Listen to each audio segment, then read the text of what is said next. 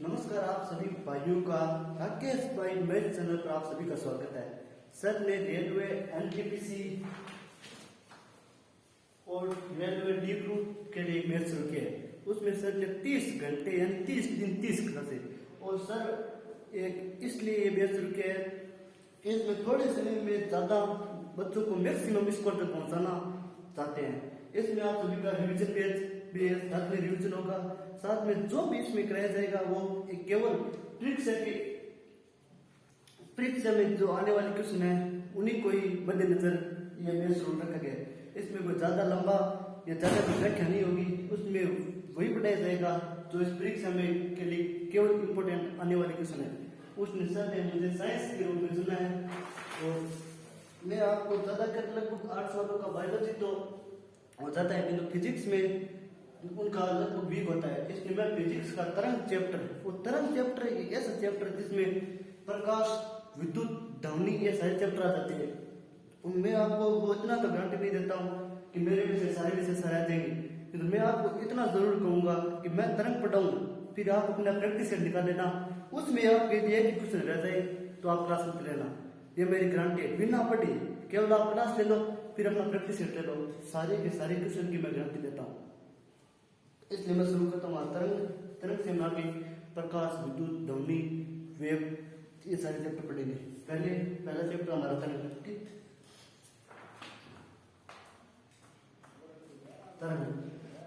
तरंग दो प्रकार की होती है, विद्युत चुंबकीय तरंग, इन्हें हम अयांत्रिक तरंग भी कहते हैं, और दूसरी होती है यांत्रिक तरंग।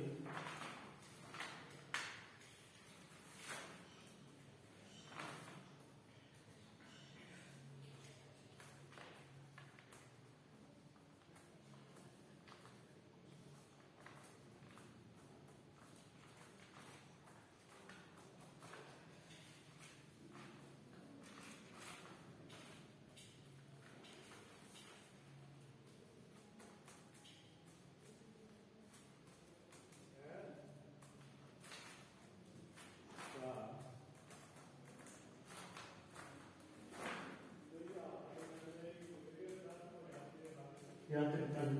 तरंग दो प्रकार की होती है, विद्युत चुंबकीय तरंग और यांत्रिक तरंग। इन्हें हम यांत्रिक तरंग भी कहते हैं।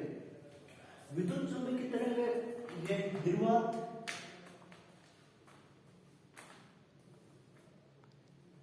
प्लस माध्यम दोनों में गति कर सकती है। आप लोगों को निर्वात क्या होता है? निर्वात वो चीज होती है जिसमें कुछ भी नहीं, वायु, द्रव्य, गैस कुछ भी नहीं होती, केवल निर्वात, कुछ भी नहीं, उसे कहते हैं निर्वात।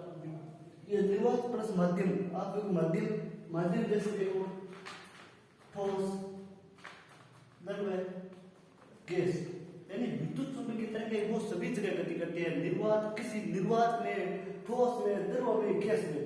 अब यांत्रिक तरंग दो प्रकार की होती है, अनुप्रस्थ तरंग और अनुदैर्घ्य तरंग। यांत्रिक तरंग कितने प्रकार की होती है? दो प्रकार की होती है, अनुप्रस्थ तरंग और अनुदैर्घ्य तरंग। पहले हम पढ़ेंगे यांत्रिक तरंग। यांत्रिक तरंग का चैप्टर पूरा होने के बाद हम पढ़ेंगे विद्युत चुंबकीय तरंग। पहले पढ़ेंगे यांत्रिक तरंग। यांत्रिक दो प्रकार की होती है, अनुप्रस्थ तरंग और अनुदैर्घ्य तरंग। आप कहोगे यहाँ तो आपने निर्वात प्लस माध्यम बताया, तो यहाँ पर यांत्रिक तरंगें किस में गति करती है? तो यांत्रिक तरंगें निर्वात में कभी भी गति नहीं करती। यांत्रिक तरंगें केवल माध्यम में गति करती है। माध्यम यानी ठोस, द्रव्य, गैस। यांत्रिक तरंगें कभी भी निर्वात में गति नहीं कर सकती।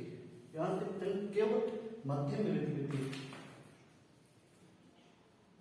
यांत्रिक तरंग केवल किस में गति करती है? केवल माध्यम में गति करती है। अब पढ़ते हैं अनुप्रस्थ तरंग किसे कहते हैं, अनुदैर्घ्य तरंग किसे कहते हैं।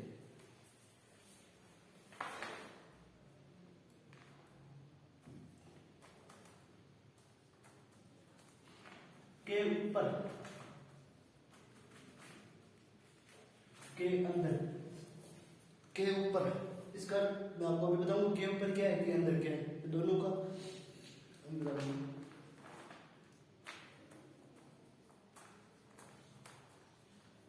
अनुप्रस्थ। जैसे मैं आपको अनुप्रस्थ, मैं के ऊपर लिखने का बता दूंगा। के ऊपर यानी ये ठोस है, इस मैं चलता हूँ, ये क्या है? ठोस है, तो ये किस के ऊपर मैं ठोस पर क्या हूँ, चल सकता हूँ, ठोस पर क्या मैं चल सकता हूँ ना, तो के ऊपर यानी ये ठोस में गति करती है, अनुप्रस्थ तरंग क्या है, ठोस में गति करती है। दूसरा के ऊपर जल है, जैसे पानी से भरा हुआ, उस पर हम चल, उसमें वो पानी वाला गैस के जल पर चल सकते हैं, नाव चल सकती है, तो क्या के ऊपर। दूसरा क्या था कि हम के ऊपर जल पे हम चल सकते हैं, ध्रुव पे हम चल सकते हैं, ध्रुव पे चल सकते हैं, ध्रुव पे, तो ये हो गया ध्रुव। ठीक, अब आप गैस, ठोस आ गया, ध्रुव आ गया, गैस, हम गैस के ऊपर चल सकते हैं क्या, हवा है, हवा पे चल सकते हैं क्या, हवा पे नहीं चल सकते, तो ये अनुप्रस्थ तरंगे क्या गैस में गति कर सकती है, नहीं कर सकती। अनुप्रस्थ तरंगे कभी भी गैस में, हवा या गैस में कभी भी गति नहीं कर सकती। अब आप के अंदर ऐसे लगते हैं अनुदैर्घ्य तरंग, दूसरी क्या है अनुदैर्घ्य तरंग। अनुदैर्घ्य तरंग के अंदर, ठोस के अंदर ध्वनि गति कर सकती है, ये क्या है ठोस, इसके अंदर गति कर सकती है, के अंदर ध्रुव में ध्वनि गति कर सकती है, ध्रुव में, और के अंदर हवा में क्या, हवा के अंदर जा सकते हैं, हवा, ये हवा, तो हवा में क्या ध्वनि गति कर सकती है।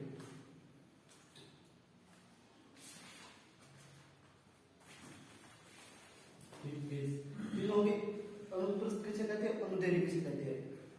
यह मैंने अब यहाँ पर एक क्वेश्चन आता है कि ध्वनि के अंदर कौन सी गैसें होती है और प्रकाश के अंदर, वो ये क्वेश्चन बहुत ज्यादा बार पूछा गया है कि ध्वनि कौन सी तरंग होती है, ये हर एग्जाम में को पूछा गया है, और बच्चे सीधा कहते हैं अनुदैर्घ्य तरंग। मैं कहता हूँ हाँ ये अनुदैर्घ्य तरंग सही है, केवल 4 ऑप्शनों में केवल अनुदैर्घ्य तरंग दिया हो तब भी अनुदैर्घ्य सही है।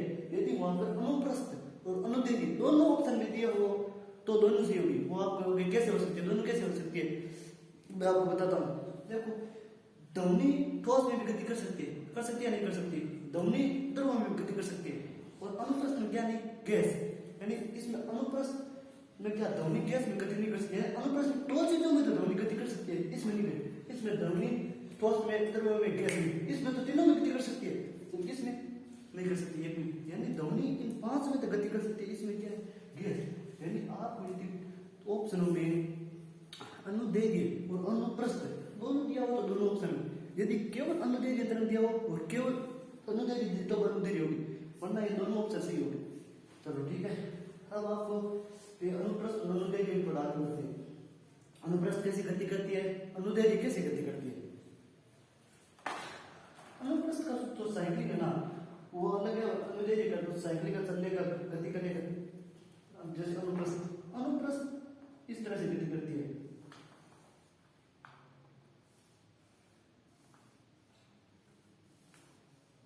ये क्या अनुप्रस्थ तरंग इस तरह से गति करती है, ऊपर नीचे यानी सरंग। ये क्या ऊपर वाला भाग इसे कहते हैं सरंग, ये सरंग है, और ये क्या है ग्रंथ, ये क्या है सरंग। यानी अनुप्रस्थ है जो ऊपर नीचे इस तरह से क्या करते हैं अनुप्रस्थ तरंगे सरंग ग्रंथ, यानी इस तरह से, इस सीक्वेंस में। जैसे विद्युत है, विद्युत जब चलती है तो उस इस तरह से, यानी विद्युत में कौन सी है, विद्युत में कौन सी आती है अनुप्रस्थ तरंगे हैं हमेशा। जैसे डोरी है, डोरी को आप ऐसे जाते हो, डोरी भी कौन सी है, वो भी अनुप्रस्थ तरंगे हैं हमेशा। जैसे गिटार वादक है, आप ऐसे गिटार बजाते हो, गिटार ऐसे, तो उसमें क्या है अनुप्रस्थ तरंगे आएंगी, इसीलिए ध्यान रखना। दूसरी में क्या बड़ी अनुदैर्घ्य तरंग।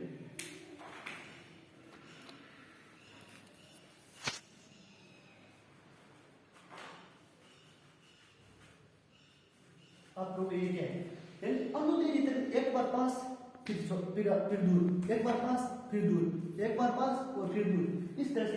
एक बार तो पास रहती है फिर दूर हो जाती है, एक बार पास और फिर दूर, ये क्या अनुदैर्घ्य तरंग। अनुदैर्घ्य तरंग एक बार तो पास, जैसे मैं आपको अनुदैर्घ्य का एक अच्छा उदाहरण बताता हूँ। जैसे आपकी चप्पल है, वो चप्पल टूट गई, अनुदैर्घ्य एक बार पास एक बार दूर, एक बार पास एक बार दूर। जैसे चप्पल है, ये चप्पल का कैसा टूट गया आपने, तो फिर एक हम ऐसे थे पता नहीं देता, एक तो पास आ गया, फिर पास एक पग तो साउंड में गया, बस दूर, यानी कि अनुदैर्घ्य तरंग। उसमें क्या हो अनुदैर्घ्य तरंग, एक बार पास एक बार दूर, एक बार पास एक बार दूर, वो क्या अनुदैर्घ्य तरंग। और अनुप्रस्थ सरंग करते ऊपर नीचे इस तरह से इस तरह से है ऊपर नीचे हमेशा जाना। डोरी क्या है डोरी अनुप्रस्थ, डोरी क्या है अनुप्रस्थ, डोरी क्या है अनुप्रस्थ, अनुदैर्घ्य और अनुप्रस्थ। अब इसमें सबसे इम्पोर्टेंट लगभग परीक्षा में पूछा जाएगा आपसे कि ये ऐसा इस तरह से क्वेश्चन दिया जाएगा इसमें कौन सी तरंग है, तो आप कभी गलत होगा, कभी भी गलत नहीं होना चाहिए। इसमें कौन सा है इस तरह से दिख रहा इसमें कौन सा है अनुप्रस्थ। नीचे सरंग ग्रत ऊपर नीचे कौन से अनुप्रस्थ, कौन से अनुप्रस्थ। और इसमें एक बार पास एक बार दूर, एक बार पास एक बार दूर, उसमें कौन सी है अनुदैर्घ्य, उसमें कौन सी है अनुदैर्घ्य। किसी का गलत होगा, किसी का गलत नहीं होना चाहिए, किसी का गलत नहीं होना चाहिए। अब मैं आपको क्वेश्चन देता हूँ। आप बताइए, आप गिटार बजाते हो, गिटार उसमें कौन सी तरंग है बताओ, गिटार में कौन सी तरंग है। एक वीडियो को एक बार पॉज कर लो, उसके बाद बताओ गिटार में कौन सी तरंग है, गिटार में कौन सी तरंग है। गिटार में यार गिटार में ऊपर नीचे ऐसा कौन आता है तो अनुप्रस्थ, ऊपर नीचे अनुप्रस्थ। अनुदैर्घ्य एक बार पास, यार चप्पल का कैसा टूट गया तो कौन सी है अनुदैर्घ्य। आप ये फिल्म ही हो पुष्पारा, वो उसमें डांस करता है, उसकी चप्पल खुल जाती है, उसमें वो देखता है पीछे आता है। इस तरह से यार कभी भी गलत नहीं होना चाहिए, एक नंबर ये पक्का होना चाहिए। अब मैं आपको सीधा क्वेश्चन आएगा इस तरह से क्वेश्चन आएगा। अब ये क्वेश्चन में इस दूसरे टाइप में होते हैं, इसमें आपको ये पूछा जाएगा इसमें कितनी तरंग है, इसमें पूछा जाएगा कितनी तरंग है।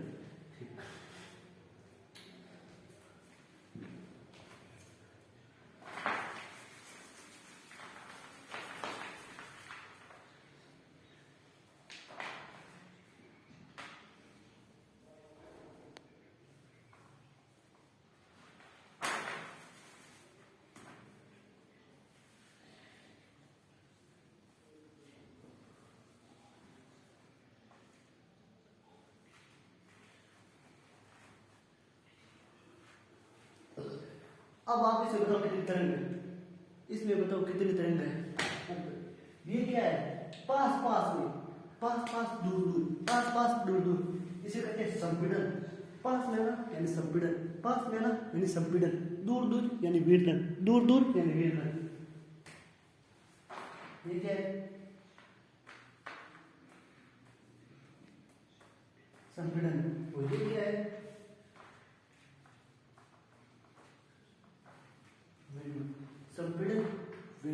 संपीड़न विदलन। अब मैं आपको इसमें बताता हूँ इसमें कितनी तरंग है। ऐसा क्वेश्चन पूछा जाएगा इसमें कितनी तरंग है। एक बार संपीड़न एक बार विदलन, दोनों से क्या बनेगी एक तरंग। एक बार संपीड़न एक बार विदलन से कितनी तरंग बनेगी एक तरंग। एक बार संपीड़न एक बार विदलन से कितनी तरंग बनेगी एक तरंग। एक बार संपीड़न एक बार विदलन से कितनी तरंग बनेगी एक तरंग, एक तरंग। एक बार संपीड़न एक बार विदलन, कितनी तरंग होगी एक बार संपीड़न एक बार विदलन कितनी तरंग होगी दो। एक बार संपीड़न एक बार विदलन कितनी तरंग होगी तीन। ये एक नंबर 100% ये क्वेश्चन आएगा सीधा। इसमें कितनी तरंग है आरआरबी ग्रुप डी में हर शिफ्ट में एक क्वेश्चन पूछा जाएगा इसमें कितनी तरंग है। 100% इसे में क्वेश्चन कोई नहीं रोक सकता, कोई भी नहीं रोक सकता। और गलत होगा क्या कभी, ये कभी गलत होगा क्या, ये कभी गलत हो। एक बार पास दूर, इसमें कितनी तरंग है, इसमें कितनी तरंग है, इसमें कितनी तरंग है, इसमें कितनी तरंग है, कितनी तरंग है तीन तरंग। एक बार संपीड़न एक बार विदलन, एक बार संपीड़न एक बार विदलन, इसमें कितनी तरंग है तीन तरंग। एक बार संपीड़न एक बार विदलन एक तरंग, एक बार संपीड़न एक बार दो तरंग, एक बार संपीड़न एक बार कितनी तरंग तीन तरंग, कितनी तरंग तीन तरंग। हम अब देखते हैं अनुप्रस्थ में कैसा होगा।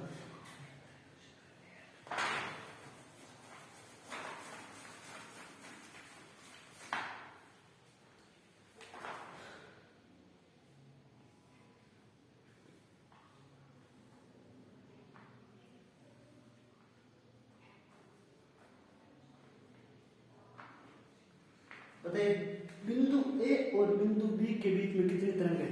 ये आप अपना प्रैक्टिस सेट पीछे वाला निकालो। यदि आप आरआरबी की परीक्षा उसमें एक क्वेश्चन आया हुआ है, उसमें 2018 के हर शिफ्ट में एक क्वेश्चन आया हुआ है इसमें कितनी तरंग है। इसमें कितनी तरंग है ये कुछ नया हुआ है। इसमें कितनी तरंग, इसमें कितनी तरंग है, बहुत इजी है, बहुत इजी है। ये एक बार सीख लिया तो हमेशा कभी भी नहीं भूल पाओगे, एक बार। अब देखते हो आपको सारा कंफ्यूजन दूर। आपको लगभग क्या होता है, आपको ये पता चलेगा एक सरंग, ये तो आपको मैं बता दूं सरंग, इसके सरंग, ये क्या है, ग्रंथ। आपको कुछ दिया जाएगा, एक सरंग और दूसरे सरंग के बीच में कितनी तरंग है, एक गर्त और दूसरे गर्त के बीच में कितनी तरंग है, या पूछा जाएगा बिंदु ए और बिंदु बी के बीच में कितनी तरंग है। सारी क्वेश्चन आएंगे आपके, इसमें कोई भी क्वेश्चन नहीं रहने का, आपको कोई भी क्वेश्चन नहीं रहेगा। देखो आप जस्ट आपको लगभग साइंस वाले बच्चों को तो एस और बिंदु ए और बिंदु बी, बिंदु ए और बिंदु बी से तरंग याद कर सकते हैं। तो मैं आपको वहां पर आप जाओगे तो आप गलत हो जाएगा, ऐसा तरीका बताऊंगा आपको कहीं नहीं मिलेगा। आपको तरंग कभी भी गलत नहीं होगी, कभी भी गलत। देखो ये कोई किसी भी किताब में नहीं है, ये मेरा बनाया हुआ तरीका है, मैं बताता हूँ आपको। जैसे आप यहाँ पर एक लाइन खींच लेना, कहीं पर भी नहीं, मेरा खुद का है। इसमें आप लिख दो 1 2, ऐसा करके इसमें लिख दो 3 4, ऐसा करके लिख दो 5 6, ऐसा करके लिख दो 7 8, ऐसा करके लिख दो 9 10। अब मैं आपको बताता हूँ क्यों लिखा और कैसे लिखा, इस तरह याद कैसे हुई, आपको भी सभी पता चल जाएगा। देखो इसमें क्या होता है, एक इस बिंदु से इस बिंदु की विधि कितनी तरंग है, एक तरंग। इस बिंदु से इस बिंदु की विधि कितनी तरंग है, 2 तरंग। ये आप वहां पर जाओगे, ये आप वहां पर जाओगे, आपको गलत हो जाएगा। ये पेन टपक गया है, ये क्वेश्चन टपक गया। मैं बताता हूँ, तो ये देखो एक और एक यानी 2 खंड, ऊपर वाला और नीचे वाला, ये 2 खंड से कितनी तरंग बनती है, इसमें 1 तरंग बनती है। यानी अब हम 4 अंक लिखे हैं, यानी 1 2 3 4, तो 4 खंडों से कितनी तरंग, 1 तरंग। 4 खंडों से कितनी तरंग, 1 तरंग। इसमें क्या है, इससे इस बिंदु से इस बिंदु से इस बिंदु, यानी ये बिंदु 2, उनमें कितनी तरंग बनती है, 1 तरंग। यानी 4 खंड से कितनी तरंग बनेगी, 1 तरंग। 4 खंड 1 तरंग, 4 खंड 1 तरंग, 4 खंड 1 तरंग, 4 खंड 1 तरंग, 4 खंड 1 तरंग, 4 खंड कैसे खंड, कैसे जाना, यानी वो एक खंड नहीं, 4 आप मुझे नहीं, इसमें मैंने बनाया हुआ है, देखो 1 2 3 4, यानी 4 से कितने, 4 खंड 1 तरंग, 4 खंड 1 तरंग, 4 खंड 1 तरंग। अब गिनते हम, अब गिनते हैं 1 2 3 4 5 6 7 8 9 10, 10 में 4 का भाग 2.5 तरंग, 10 में 4 का भाग 2.5 तरंग। ये अभी कभी भी आपका गलत नहीं हो सकता, ये क्वेश्चन 1 नंबर आपका कोई नहीं रोक सकता, ये आपको कहीं भी नहीं मिलेगा। एक आर्ट का बच्चा हूँ, आर्ट के बच्चों को किस तरह से दिखा पढ़ाना है वो मुझे ठीक। 4 खंड 1 तरंग, 4 खंड 1 तरंग, यानी इसमें कितने तरंग है, इसमें कितने खंड आप लिखने, 1 2 3 4 5 6 7 8 9 10, 10 खंड में 4 खंड, 4 का भाग दो, 4 का भाग दो 2.5 तरंग, 4 का भाग दो 2.5 तरंग, 4 का भाग दो 2.5 तरंग, ये 2.5 तरंग। मैं आपको क्यों देता हूँ, आप उसमें तरंग बताओ, तरंग कितनी है, ठीक, तरंग बताइए, तरंग बताइए, तरंग तरंग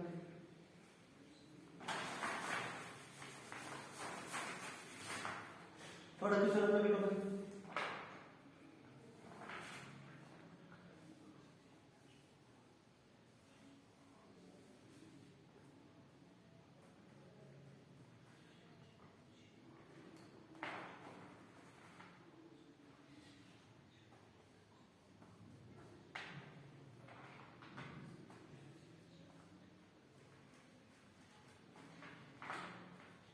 कुछ न, सरंग ए और सरंग बी के मध्य कितनी तरंग है, क्या क्वेश्चन है, सरंग ए और सरंग बी के मध्य कितनी तरंग है। वही तरीका होगा जो मैंने बताया है, एक बीच में dot dot dot dot line खींच दे, जैसे डॉट डॉट डॉट डॉट ऐसे लाइन खींच दो, एक खंड बना दो, कुछ में कितने खंड होते हैं। आपको इसमें वो गलती नहीं करनी है, मैंने पहला बताया वो नहीं करना है। इसमें देखो ये जो बिंदु ए है, ये आधा आधा बिंदु पर है, यानी सरंग ऊपर से, सरंग किसके ऊपर से, 1 2 3 4 5 6 7 8 9 10 11 ये कितना आता होगा क्योंकि ऊपर से सर है यहाँ से ये बिंदु है कितने होंगे 1 2 3 4 5 6 7 8 9 10 11 12 12 में 4 का भाग दे दो 12 में 4 का भाग दे दो 3 तरंग ये अनुप्रस्थ और अनुदैर्घ्य ये तरंग का चैप्टर में यहाँ तक यहाँ से आगे कल पढ़ाया जाएगा। आपको यदि समझ में आया है तो इस चैनल को ज़्यादा से ज़्यादा शेयर करें, ज़्यादा से ज़्यादा सब्सक्राइब करें। तो मैंने अपना पूरा 100% इसमें लगाया है। आपको यदि अच्छा लगा हो, यदि आप इस क्लास को शुरू करते एक दिन देख लो केवल, यदि आपको एक दिन के बाद में ये समझ में आता है तो ये कल देखो, वरना आप कभी मत देखो क्लास को। आपको मैंने पढ़ाया है वो समझ में आया तो क्लास देखो, वरना कभी भी क्लास को मत देखो। मैं सर का धन्यवाद देना चाहता हूँ, सर ने मुझे इस प्लेटफॉर्म पर मौका दिया। धन्यवाद।